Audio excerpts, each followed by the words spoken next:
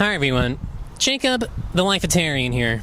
Well, today I'm at the Long Island Retro Gaming Expo, where nerds and gamers gather to make first contact. No, not with aliens, but with actual human beings, okay? Children, ranging in ages from 8 to 45, step out into sunlight for the first time in weeks, leaving the comfort of their Dorito dungeons and gather here to play more video games. Let's take a look inside.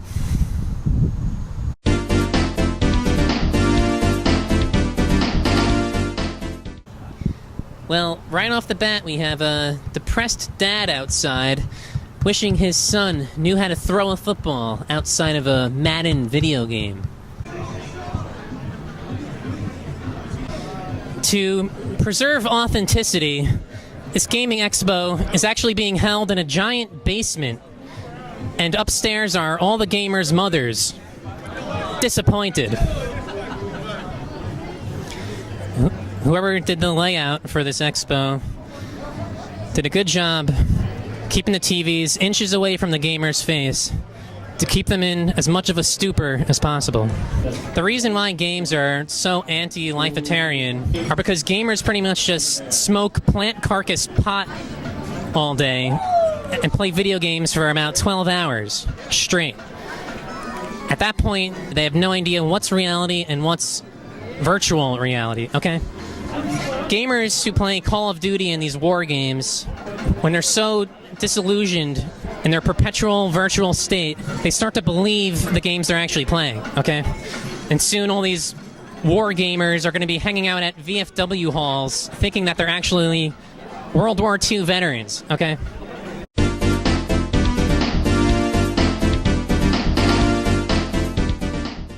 A gaming expo is one of the few places in life where there will be hundreds of human beings interacting with nobody.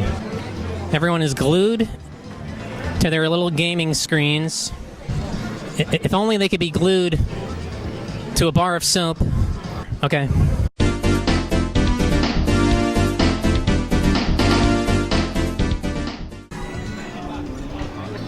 They made all the staff members at this event wear a bright orange shirt so that they know gamers can easily identify them since they're the same color as a Dorito chip.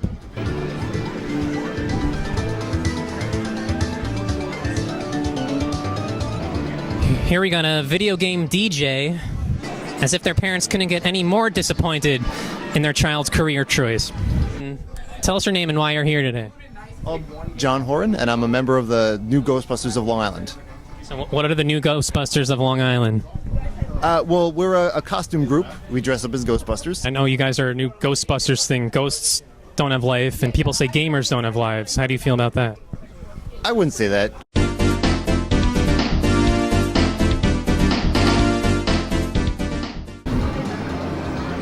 Here's a drunk driving simulation game. I guess this is Billy Joel, the video game. You probably get a power-up every time you drink a bottle of red or a bottle of white, okay? Here we have Detroit, the video game. Here we got a Pokemon Go enthusiast. I bet the only thing his father's telling him is, Pokemon Go, get a job, okay? They gotta catch them all. But the one thing they'll never catch is a life.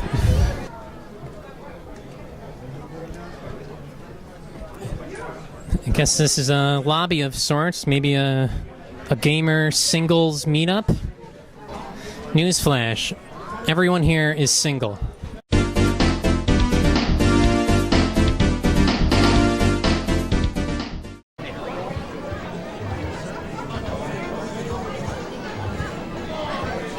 I bet the last time he sweated this much was the last time he walked 5 feet. All right, so tell us your name and why you're here today. My name is Dom, and I'm here to learn about, I'm here to talk about retro video games, and I'm also here to cover the Shaq Fu tournaments. So tell us about Shaq Fu again. Shaq Fu is a video game featuring basketball superstar Shaquille O'Neal. You said it's a kung fu game, and I know a lot of criticism video games get is that video games are too violent. How do you feel about that? I think that this game is not too violent because he's usually all fighting mummies and fictional creatures.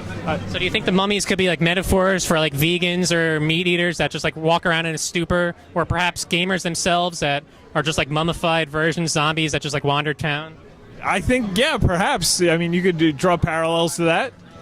So how do you feel about when people criticize games and gamers and say they are like zombies or like mindless or useless or worthless or like stupid or like unathletic or impotent, pathetic, lonely, perverted, or like ugly and all that stuff? How do you feel about that? I think there's stereotypes for everything. I think a good portion of them who might fit that stereotype, but that's not necessarily a bad thing. So I was telling you before about how I'm a Lifetarian.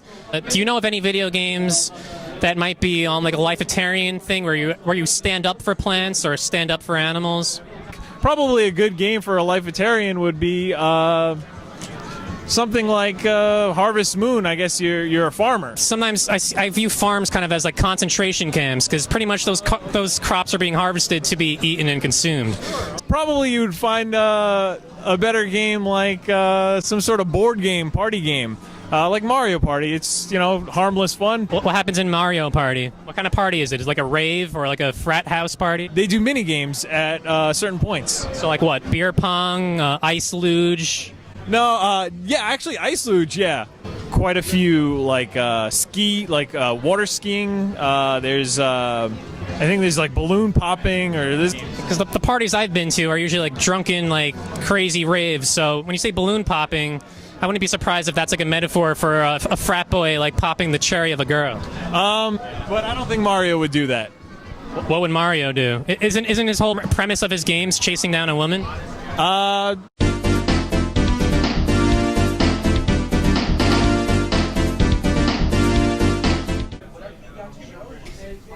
Oh, the stories she could tell if she could speak. You don't want to know where she's been.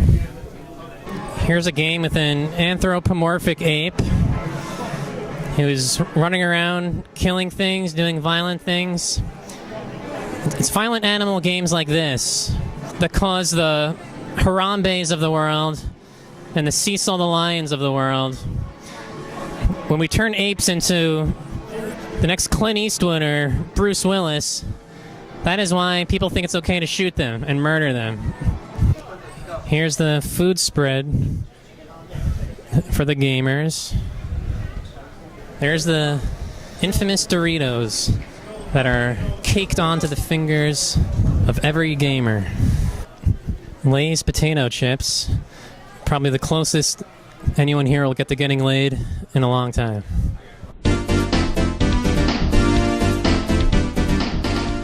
Kick back, relax, and shoot stuff. Good advice for the next Columbine kids. All right, so tell us your name and why you're here today. Jarrell, I'm here for the Game Expo of Long Island, second year coming. So are you familiar with Pokemon Go? Yes, I am. I know a lot of criticisms. There's been a lot of murders linked to Pokemon Go and kidnapping and theft and stuff. How do you feel about that? Well, how I feel about it is like they just want to say negative something about the game, because regardless of the game, there's murders and there's thievery anyway. It's just, it's ridiculous. Has anyone ever tried luring you into a trap from Pokemon Go? No, it hasn't. I go to where it is very popular. You can't go to a dark place and expect not to get hurt or get robbed. So you're all for Pokemon Go? Oh, definitely I am. It's just like if it gets away of your normal ability of life, then there's a problem. So this is your normal life? All right, that was Public Housing Pikachu, everyone. But things weren't all fun and games at the nerd convention.